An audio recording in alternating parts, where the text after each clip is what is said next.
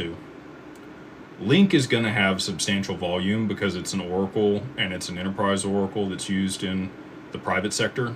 A lot of adoption there. IOTA is the same, but it's on the public side. So public infrastructure, IoT type infrastructure. If we move to a surveillance state, you're going to see a lot of IOTA, doing the Oracle component. Algorand tends to be used more in like third world countries. At least that's where we've seen the adoption up to this point, in Africa, South America, those types of areas. And then hash is more, it's pretty versatile. So, Mike Cagney has his products on, what is the blockchain? Provenance. And they're rolling out mortgage-backed securities already at the tune of $1.5 billion a month.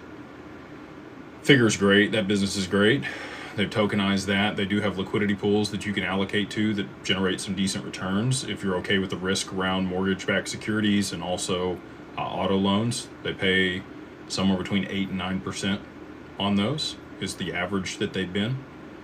So as they roll out staking for hash and they do some other things with it, if that's their plan, then I think that that'll drive additional demand. They'll be more locked up. Price will have to move higher. And as more liquidity and volume moves onto that network through insurance and other things that are being tokenized on hash, I think that it'll work out good over the long term. So I think AVAX top 2, Link top 2, and then I'd be shooting in the dark for the rest of them, between Algorand, IOTA, and hash. All right. Roughing it.